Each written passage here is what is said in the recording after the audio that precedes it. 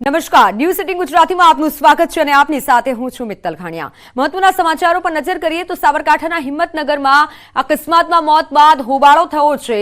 Himmatnagar Shamlaji highway પર ચક્કાજામની પરિસ્થિતિ જોવા મળી, વિરોધ કરવામાં આવ્યો।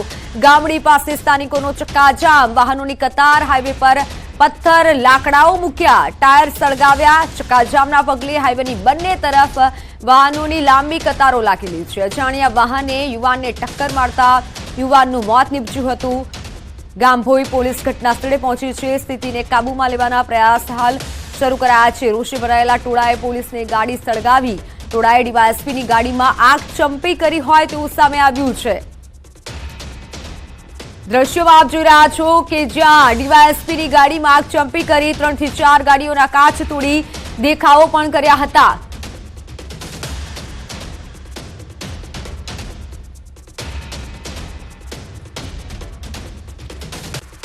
ઓનલાઈન પર સંવાદદાતા ઈશાન જોડાઈ ચૂક્યા છે। ઈશાન, અકસ્માત બાદ હોબાળો કરવામાં આવ્યો અને પબ્લિક કાબુમાં નથી રહી, હાલ ત્યાંના કેવા દ્રશ્યો છે, શું વધુ વિગત? જી ચોક્કસ કે સાબરકાંઠા જિલ્લાના જે હિંમતનગરથી શામળાજીને જોડતું નેશનલ હાઈવે છે, ત્યાં ગામડી પાસે એક વહેલી સવારે અકસ્માત સર્જાયો હતો 6 વાગ્યાની આસપાસ, અને ત્યારબાદ લોકોના ટોળા એકઠા થયા હતા અને રસ્તો બ્લોક કર્યો। રસ્તા પર લાકડા અને પથ્થરો મૂકીને રસ્તો બંને સાઈડ તો બ્લોક કરવામાં આવ્યો હતો। આ ઉપરાંત આ સમગ્ર મામલે પોલીસ ઘટના સ્થળે પહોંચી તો સ્થાનિક દ્વારા પોલીસોને પણ દોડાવવામાં આવી હતી। તો સૂત્રો દ્વારા મળતી માહિતી મુજબ અત્યારે હાલ તો ડીવાયએસપીની ગાડી અથવા અન્ય પોલીસની ગાડી ઉપર પણ ધમારો કરવામાં આવે છે। કેટલીક ગાડીને આગ ચાંપણ કરવાના બનાવો પણ મળી રહ્યા છે। નોંધનીય છે કે અત્યારે કોઈ વ્યક્તિને ત્યાં વિડીયો ઉતારવા, કોઈ લોકો વિડીયો ઉતારવા દેતા નથી, જેના મોબાઈલમાં વિડીયો હોય તે પણ ડિલીટ કરાવી રહ્યા છે, એટલે કે વધુ વિડીયો આવી શક્યા નથી। પરંતુ જે સૂત્રો દ્વારા મળતી માહિતી મુજબ અત્યારે હાલ તો પોલીસને પણ લોકોએ પાછળ દોડાવ્યું હોય તેવી વાતો મળી રહી છે। જી બિલકુલ ઈશાન, પરંતુ અત્યારે એવી પરિસ્થિતિ છે કે લોકો કાયદો હાથમાં લઈ રહ્યા છે। ડીવાયએસપીની ગાડીને આગચંપી કરી એટલે ઘણી મોટી આ ઘટના કહેવાય। હા જી ચોક્કસ કે અત્યારે હાલ તો સ્થાનિકોના ટોળે એકઠા થયા છે, કોઈ વ્યક્તિને ત્યાં ઘૂસવા પ્રવેશ પણ મળતો નથી। તો કેટલાક વાહન ચાલકો છે તેઓ પણ વહેલી સવારથી ત્યાં લાઈનમાં ઉભા રહ્યા છે। તો આ ઉપરાંત પોલીસનો કાફલો અત્યારે હાલ તો ઘટના સ્થળે પહોંચવા રવાના થયો છે। પહેલા ડીવાયએસપીને પહોંચી હતી, પણ ત્યાં તેમના પર પથ્થરમારો થયો ટીમ ઉપર, ત્યારબાદ અન્ય પોલીસનો કાફલો પણ ત્યાં થોડી વારમાં પહોંચી જશે અને સમગ્ર મામલાને કંટ્રોલમાં લેવાની પોલીસ દ્વારા કામગીરી કરવામાં આવશે। નોંધનીય છે કે સ્થાનિકોની હાલ તો એક જ માંગ છે કે જલ્દીમાં જલ્દી ઓવરબ્રિજ બનાવવામાં આવે તો આ પ્રકારના અકસ્માતો બંધ થાય, તેવી માંગને લઈને આ ચક્કાજામ કરવામાં આવ્યું છે। જી બિલકુલ, પરંતુ હાલ જો વાત કરવામાં આવે કેટલા પોલીસ અધિકારી સ્થળ પર છે અને ત્યાં મામલો કેવો છે, અત્યારે પરિસ્થિતિ કેવી છે? જી ચોક્કસ કે અત્યારે હાલ તો ગામભોઈ પોલીસ ડીવાયએસપીની ટીમ એ ડિવિઝન સહિતનો પોલીસ કાફલો ત્યાં ઘટના સ્થળે પહોંચ્યો છે। એલસીબી એસઓજી ટીમ પણ ત્યાં પહોંચી છે અને હજુ બીજો અન્ય કાફલો પણ ત્યાં બોલાવવામાં આવ્યો છે। ટીયર ગેસના સેલ છોડવાની વાત પણ સામે આવી છે કે પોલીસે ટોળાને કાબૂમાં લેવા ટીયર ગેસના સેલ પણ છોડ્યા હતા। જી બિલકુલ, પોલીસ તરફથી ઈશાન અત્યારે શું કહેવામાં આવી રહ્યું છે? હાલ તો પોલીસ દ્વારા કોઈ નિવેદન બહાર આવ્યું નથી, કારણ કે જે સમગ્ર મામલો છે, પહેલા તો સમગ્ર મામલે શાંતિપૂર્ણ રીતે જે રસ્તો ખુલ્લો કરવામાં આવે તે દિશામાં પોલીસ કામગીરી કરી રહી છે। જલ્દીમાં જલ્દી આ જે બ્લોક છે, વાહન ચાલકો પરેશાન થઈ રહ્યા છે, તો તેમના માટે રસ્તો ખુલ્લો કરવામાં આવે તેવા પ્રયાસો હાલ પોલીસ કરી રહી છે। સમગ્ર મામલે હાલ પૂરતું કોઈ નિવેદન આપવા તૈયાર નથી। બિલકુલ બિલકુલ ઈશાન, એ પણ જણાવશું કે જેને પણ આગચંપી કરી છે, દેખાવો કર્યા છે, ગાડીઓના કાચ તોડ્યા છે, તે કોઈ પકડમાં આવ્યું છે ખરા? જી ચોક્કસ કે હાલ તો ત્યાં ઘટના સ્થળે કોઈને પ્રવેશ નથી, રસ્તા બંને બાજુ બ્લોક છે, એટલે જેના કારણે પોલીસની ગાડી પણ ત્યાં અંદર પહોંચી શકતી નથી। એટલે આ સમગ્ર મામલે પોલીસ ચાલતી છે ને ત્યાં કાર્યવાહી કરવાની તજવીજ હાથ ધરી છે। જી બિલકુલ, તો હાલ જે પ્રમાણે ઘટના સામે આવી છે, હિંમતનગરમાં અકસ્માતમાં મોત બાદ સ્થાનિકોએ હોબાળો મચાવ્યો છે, પરંતુ હાલ પોલીસ તાત્કાલિક સ્થળ પર પહોંચી છે। જો કોઈ સ્થાનિકોએ દેખાવો કર્યા છે, ડીવાયએસપીની ગાડીને આગચંપી પણ કરી છે, પરંતુ હાલ પોલીસ દ્વારા તમામ પ્રકારની કાર્યવાહી કરવામાં આવી રહી છે। મામલો શાંત પડ્યો છે, પરંતુ સ્થાનિકો લડી લેવાના મૂડમાં છે। સ્થાનિકો પોતાનો વિરોધ કરી રહ્યા છે, બ્રિજ બનાવવાની માંગ કરી રહ્યા છે, કારણ કે જે સતત અકસ્માત વધી રહ્યા છે તેને લઈને સ્થાનિકો રોષે ભરાયેલા છે। 3 થી 4 ગાડીઓના કાચ પણ સ્થાનિકોએ તોડ્યા છે। એક્સક્લુસિવ દ્રશ્યો આપ જોઈ રહ્યા છો સાબરકાંઠાના હિંમતનગરમાંથી કે જ્યાં હાઈવે પર પથ્થરમારો કરવામાં આવ્યો। હિંમતનગરમાં અકસ્માતમાં મોત બાદ સ્થાનિકોએ હોબાળો મચાવ્યો છે અને પોલીસનું પણ આ સ્થાનિકો નથી સાંભળી રહ્યા। કાયદો હાથમાં લઈ રહ્યા છે। સરકારી મિલકતને પણ સ્થાનિકોએ નુકસાન પહોંચાડ્યું છે, પરંતુ હાલ પોલીસ દ્વારા ટીયર ગેસના સેલ છોડવામાં આવ્યા છે અને તમામ પ્રકારની કાર્યવાહી કરવામાં આવી રહી છે, જેથી મામલો વધુ ઉગ્ર ન બને। આ દ્રશ્યો સામે આવ્યા છે કે જ્યાં અકસ્માત બાદ સ્થાનિકોએ હોબાળો મચાવ્યો છે।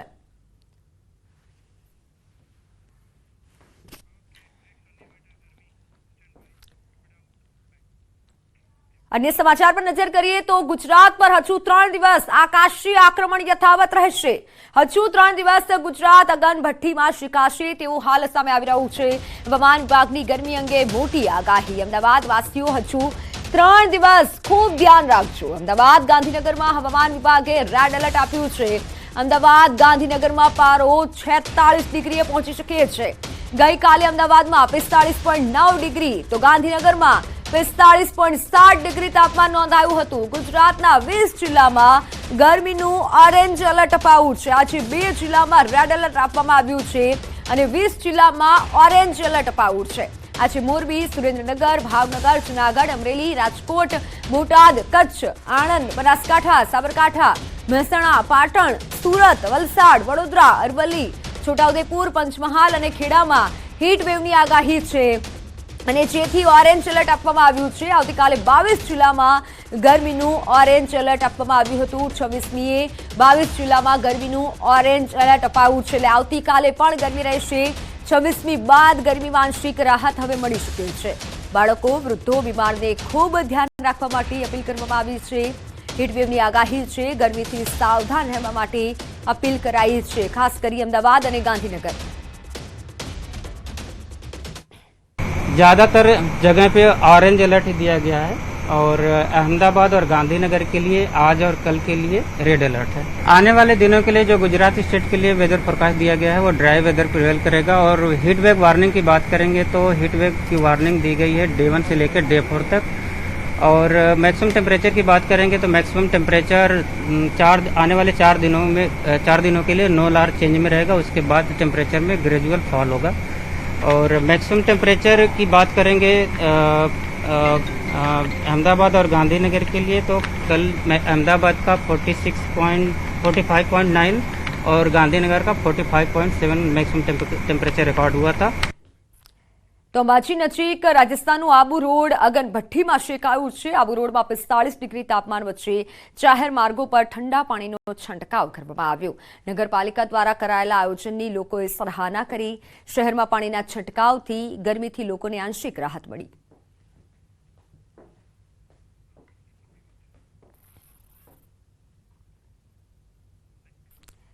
ગરમીથી શેકાતા ગુજરાતવાસીઓ માટે રાહતના સમાચાર છે। આગાહીકાર પરેશ ગોસ્વામીએ રાહતના સમાચાર આપ્યા છે।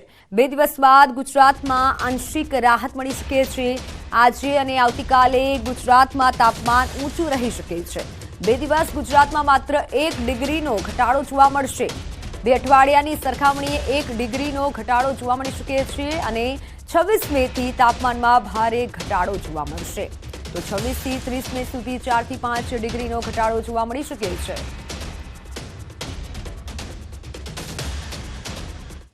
આ ઊંચા તાપમાનની અંદર હવે જોવા જઈએ તો આવનારા 2 દિવસ પછી તાપમાનમાં રાહત મળે તેવી શક્યતાઓ છે। છતાં પણ હજી 24 અને 25 મે એમ 2 દિવસ સુધી રાજ્યની અંદર તાપમાન છે ઊંચું જોવા મળશે। 24 અને 25 મે જે ઊંચું તાપમાન જોવા મળવાનું છે એની અંદર જે છેલ્લા 2 અઠવાડિયાથી આપણે જે તાપમાન હતું એના કરતા 1 ડિગ્રીનો ઘટાડો થશે। એટલે 24 અને 25 મે દરમિયાન કોઈ મોટો ઘટાડો તાપમાનની અંદર જોવા નહીં મળે। પણ ચોક્કસથી એટલું કહી શકાય કે 2 અઠવાડિયાની સરખામણીએ 1 ડિગ્રી તાપમાનની અંદર 24 અને 25 મે દરમિયાન ઘટાડો નોંધાશે અને 26 તારીખથી તાપમાનની અંદર ઘણો બધો ઘટાડો નોંધાશે। 26 તારીખથી લઈને 30 મે 2024 નું જે આ રાઉન્ડ છે એ સમયગાળા દરમિયાન તાપમાનની અંદર 4 થી લઈને 5 ડિગ્રીનો ઘટાડો નોંધાય તેવી શક્યતાઓ છે। 26મી મેથી ગુજરાતવાસીઓને મોટી રાહત મળી શકે છે। અગનભઠ્ઠીમાં શેકાતા ગુજરાતવાસીઓ માટે આ મોટા સમાચાર છે। 26મીથી ગુજરાતના તાપમાનમાં મોટી રાહત મળી શકે છે। 26મીથી ગુજરાતના તાપમાનમાં 4 થી 5 ડિગ્રી તાપમાન ઘટી શકે છે। તમામ વિસ્તારમાં 4 થી 5 ડિગ્રીનો ઘટાડો જોવા મળી શકે છે। 26 તારીખથી આપણે ઘણી બધી રાહત મળશે અને 26 થી લઈને 30 તારીખ દરમિયાન જે છેલ્લા 2 અઠવાડિયાની અંદર જે તાપમાન હતું એ તાપમાનની અંદર 4 થી 5 ડિગ્રીનો ઘટાડો થાય, આવા એક મોટા રાહતના સમાચાર ગણી શકાય. અને ખાસ કરી અને અલગ અલગ વિસ્તારોની અંદર જે તાપમાન હતું, જે વિસ્તારની અંદર જે તાપમાન હશે તમામ વિસ્તારોની અંદર 4 થી 5 ડિગ્રીનો ઘટાડો છે એ આપણે 26 મે 2024 થી જોવા મળે તેવી શક્યતાઓ છે. તો ચોમાસા અંગે અંબાલાલ પટેલે મોટી આગાહી વ્યક્ત કરી છે અને તેમના માટે ચોમાસું આગળ વધી રહ્યું છે. મે અંત જૂન પ્રારંભમાં અરબ સાગરમાં હલચલ જોવા મળી શકે છે. મે અંત અને જૂનના પ્રારંભમાં અરબ સાગરમાં હલચલ જોવા મળી શકે છે. ગરમીથી અકળાતા ગુજરાતીઓ માટે આ એક મોટા સમાચાર છે, કારણ કે ફરી પવન આવશે, આંધી વંટોળ આવી શકે છે તેવી આગાહી કરાઈ છે. દરિયામાં પવનો બદલાશે અને મેના અંતમાં અને જૂના સપ્તાહમાં અરબ સાગરમાં પણ હલચલ જોવા મળશે. 30મી લગભગ જૂન બાદ પણ બંગાળ સાગરમાં હલચલ જોવા મળશે. એટલે હવે ધીરે ધીરે ચોમાસું આગળ વધવાની શક્યતા છે. તારીખ 7 થી 14માં ચોમાસું વરસાદ થવાની શક્યતા રહેશે અને તારીખ 14 જૂનથી 28મી જૂન સુધીમાં વરસાદ થશે. 21 જૂનથી 22 જૂનમાં પછી વરસાદ આદ્ર નક્ષત્રમાં વરસાદ થવાની શક્યતા રહે છે, પણ આંધી વંટોળનું પ્રમાણ વધારે છે. જૂનમાં ફરી આંધી વંટોળ અને ગાજવીજ સાથે વરસાદ થઈ શકે છે. ગુજરાતના ચોમાસા અંગે અંબાલાલ પટેલે અનુમાન વ્યક્ત કર્યું છે. જ્યારે જુલાઈ ઓગસ્ટમાં પણ વરસાદ થવાની શક્યતા રહે છે, તેમાં ભેજ વધારે છે અને દેશ સહિત ઘણી ભાગમાં પૂર આવવાની શક્યતા રહે છે. જ્યારે ગુજરાતના ભાગોમાં પણ મધ્યપ્રદેશના ભાગોમાંથી થતા વરસાદના કારણે નર્મદા નદીનું જળસ્તર વધે, સાબરમતી નદીનું જળસ્તર વધે અને તાપી નદીનું જળસ્તર વધે. આંધી વંટોળ સાથે 4 જૂન સુધીમાં દક્ષિણ ગુજરાતના ભાગો, આહવાના વરસાદના ભાગો, સુરતના ભાગો, દક્ષિણ સૌરાષ્ટ્રના ભાગમાં વરસાદ થવાની શક્યતા છે. ગુજરાતના અન્ય ભાગમાં વાદળવાયુ સાથે કોઈ ભાગમાં વરસાદ થવાની શક્યતા રહે છે. પ્રી મોન્સૂન એક્ટિવિટી થશે, પરંતુ ગ્રીન ગસ્ટ આજકાલના પવન વધુ રહેશે. તો ખેડૂતો માટે ખૂબ સારા સમાચાર છે. આગાહીકાર પરેશ ગોસ્વામીએ રાહતના સમાચાર આપ્યા છે. ચોમાસા પર ચક્રવાતની નકારાત્મક અસર નહીં પડે. અગત્યના અને સારા સમાચાર એ છે કે જે દક્ષિણ પશ્ચિમનું ચોમાસું છે એ આજે છેલ્લા 2 દિવસની અંદર ઘણી બધી પ્રગતિ કરી છે. આંદોબાર નિકોબારના તમામ વિસ્તારોને કવર કરી દીધા અને શ્રીલંકાના ઉત્તર સુધી આ નૈઋત્યનું ચોમાસું છે એ પહોંચી ગયું છે. એટલે ઝડપથી જે ચોમાસું આગળ વધી રહ્યું છે.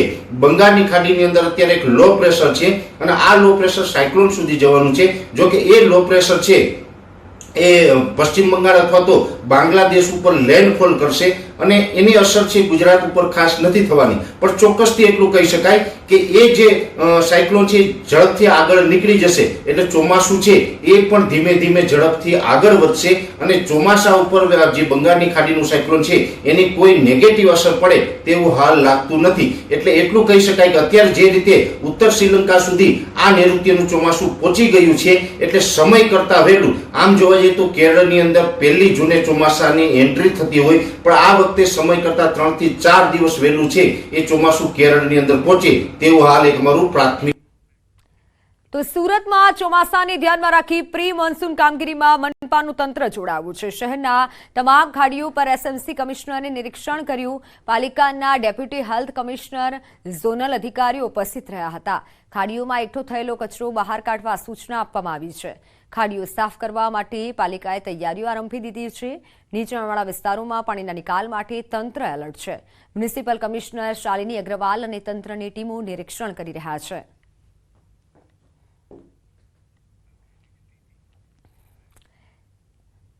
ચારધામ યાત્રાને લઈને પ્રવાસન વિભાગે માર્ગદર્શિકા જાહેર કરી છે. પ્રવાસન વિભાગના સચિવ અને ટૂર ઓપરેટરની બેઠકમાં ચારધામના યાત્રાળુઓ માટે મહત્વપૂર્ણ નિર્ણય લેવાયા છે.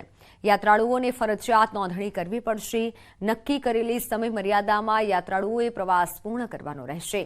યાત્રાળુની નોંધણી અંગે ટૂર ઓપરેટરે ખાતરી કરવી પડશે. ટૂર ઓપરેટર્સે ઉત્તરાખંડ સરકારની માર્ગદર્શિકાનું પાલન કરવું પડશે. મહત્વના સમાચાર ઓગસ્ટથી નવા જંત્રીના દર લાગુ થશે. તમામ જિલ્લા કલેક્ટરો અને મહેસૂલી અધિકારીઓએ જંત્રીના સર્વે કરી રિપોર્ટ સુપરત કર્યો છે. ફેબ્રુઆરીમાં રાજ્ય સરકારે જંત્રીના દરોમાં બમણો વધારો કર્યો હતો. આ વધારા બાદ રાજ્યના મહેસૂલ વિભાગે સર્વેની કામગીરી કરી હતી અને ઓગસ્ટ સુધીમાં સુધારેલા નવા જંત્રીના દરો લાગુ કરવામાં આવશે. રાજ્યના તમામ મહાનગરો સહિત આ નવા જંત્રીના દરો લાગુ પાડવાના પરિણામે રિયલ એસ્ટેટ ક્ષેત્રમાં બજાર ભાવમાં મોટો ઉછાળો આવી શકે તેમ છે. ગ્રામ્ય વિસ્તારમાં જંત્રીના ઘરો ઘટી તેમ શકે છે. એટલે કે લોકસભાની ચૂંટણી પૂર્ણ થયા પછી જંત્રી વધારાનો મોટો ઝટકો પ્રજાને આવી શકે છે.